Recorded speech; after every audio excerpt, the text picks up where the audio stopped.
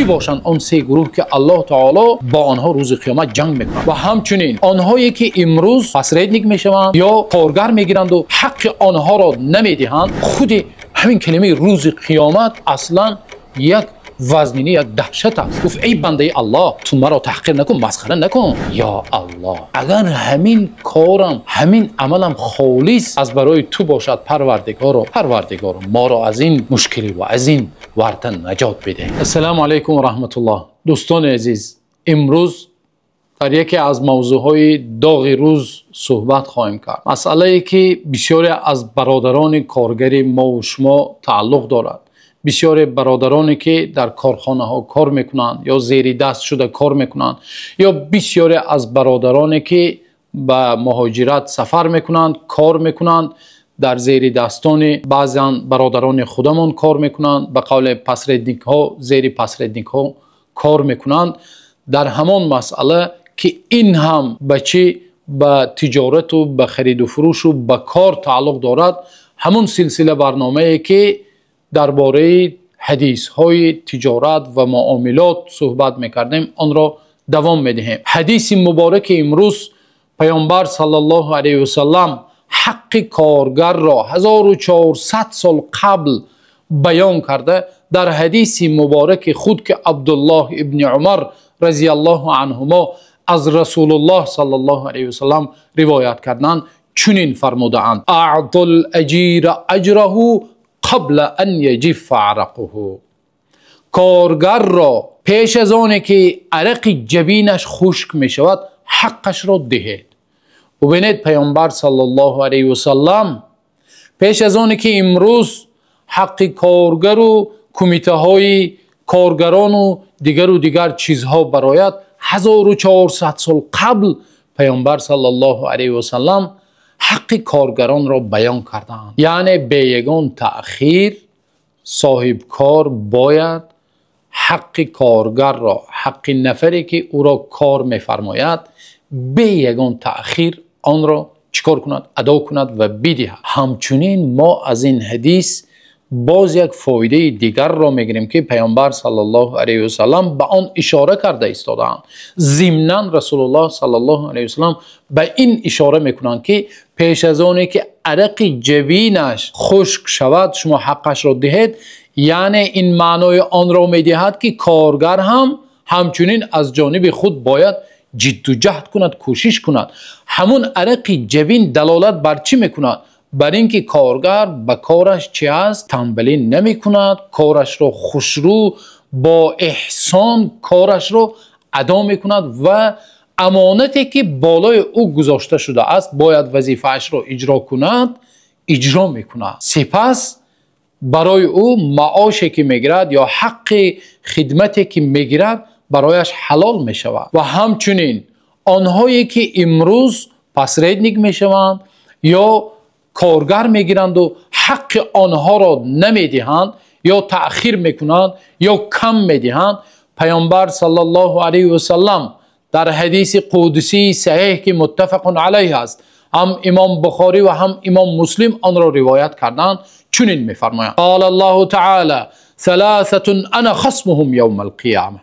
سه طایفه مردم هستند که الله تعالی گفته ایستاده است، سه طایفه مردم هستند که من روز قیامت ضد آنها جنگ اعلان میکنم. کی باشند آن سه گروه که الله تعالی با آنها روز قیامت جنگ میکند؟ و آنهایی که الله تعالی بر ضد آنها جنگ اعلان میکنند، شما تصور میکنید مقابل آنها الله روز قیامت میبراید. روز قیامت چقدر انسان خود همین کلمه روز قیامت اصلا یک وزنینی، یک دهشت است و بر ضمن این الله تعالی روز قیامت بر ضد آنها جنگ اعلام میکنه. رجل اعطا بی ثم غدر. یکم گروه، یکم طایفه مردم آنهایی که به عهد و پیمانشان خیانت میکنند، به نام الله عهد میبندند سپس خیانت میکنند. و رجل باع حرا فاکل ثمنه. مردی که یک نفر آزاد را میفروشد و غلام همچون غلام میفروشد و پولش را میخورد، گناه کبیره است. و رجل استاجر اجیرا فاستوفى منه ولم یعطی اجره.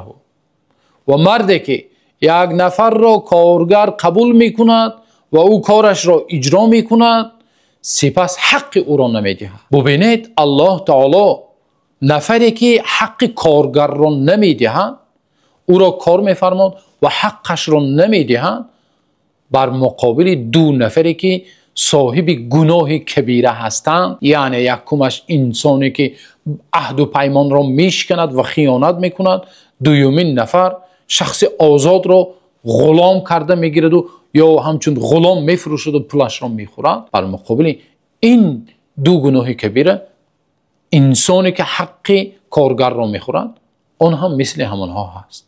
نعوذ بالله. بنابراین الله حق سبحانه و تعالی اولین آیت سوره مائده را به چی آغاز کرد؟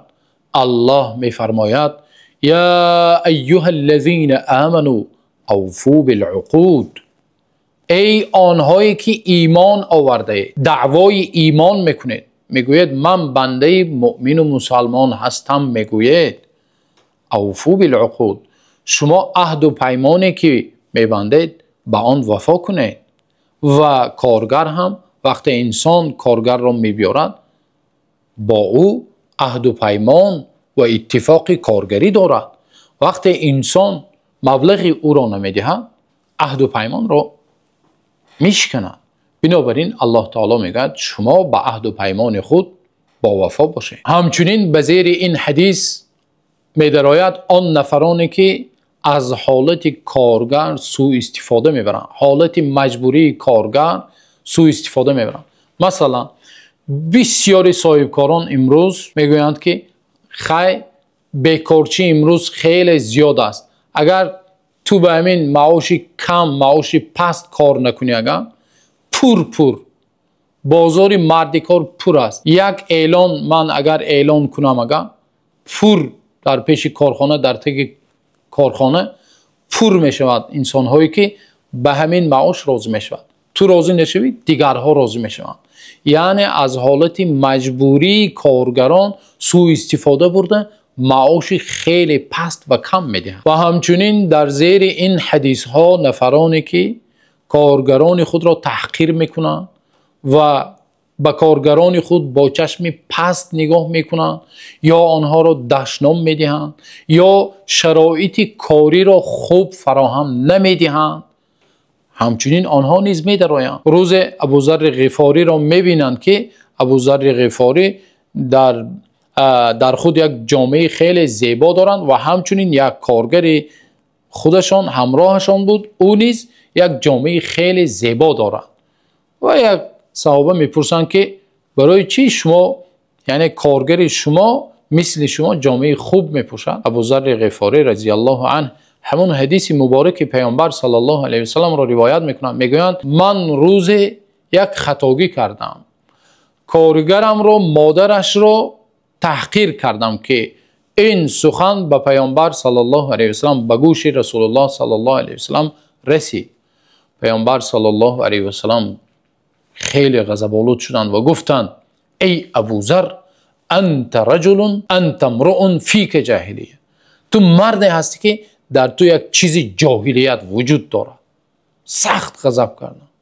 اعیرته بامه، مادر زیر دست خود را تحقیر کرده؟ پیامبر صلی الله علیه و سلم سپس گفتند اخوانکم خولکم جعلهم الله تحت ایدیکم فمن كان اخوه تحت یده فلیطعمه مما یأکل وليلبسه مما يلبس ولا تكلفوهم ما يغلبهم فإن كلفتموهم فأعينوهم. این حدیث متفق علیه است. پیامبر گفتند این زیر دستان شما، این کارگران شما برادران ایمانی شما هستند. الله تعالی آنها را زیر دست شما قرار داده است. اگر یکی از برادران شما زیر دست شما شود، کارگر شما شود، آنها را از آن چیزی که خودتان میخورید طعام دهید. آیا شما دیده اید که یک رئیس همراه یک کارگر عادی در سر یک دسترخوان نشسته با هم غذا خورند، عبید کنند؟ پیامبر صلی الله علیه و سلم گفته ایستادند که اطعموهم مما تأکلون، آنها را از آن چیزی که میخورید از همان چیز طعام دهید و آن چیزی که خودتان میپوشید لباس های مارکه هست کو، لباس های برندوی هست کو، لباس هایی که رئیسان امروز میپوشن کو، مخصوص با در مغازه های اروپایی هست، مغازه های لباس های ترکی هست، مخصوص رفته برای خودش انتخاب کرده لباس های قیمت بها میپوشد کو. پیامبر صلی الله علیه و آله گفتن کارگراتان را از آن چیزی که خودتان میپوشه پوشانه. ولا تکلفوهم ما یغلبهم، و کاری که آنها طاقت آن را ندارند با آنها کار نفرمایید. ببینید پیامبر صلی الله علیه و سلم مهربان ترین بشریت 1400 سال قبل به ابوذر غفاری رضی الله عنه چنین تعلیم داد. بیایید صحبت امروزه را با قصه که در صحیح بخاری و صحیح مسلم روایت شده است.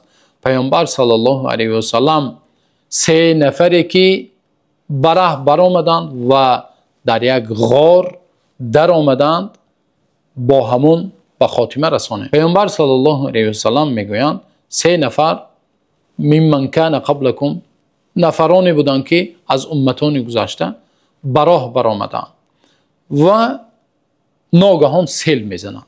وقتی سیل میزند آن 3 نفر میگویند بیایید به یک غار پنهان میشویم. به یک غار پنهان میشوند و وقتی که در همون غار بودند یک خرسنگ کلان میبیاد و در غار را پره محکم میکنه. سبحان الله. نه تلفن موبیلی هست، یگون چی نیست. چند هزار سال پیش این را پیامبر صلی الله علیه و سلم در حدیث صحیح خود گفته ایستادند که امام بخاری و مسلم روایت کردند چنانه که گفتیم.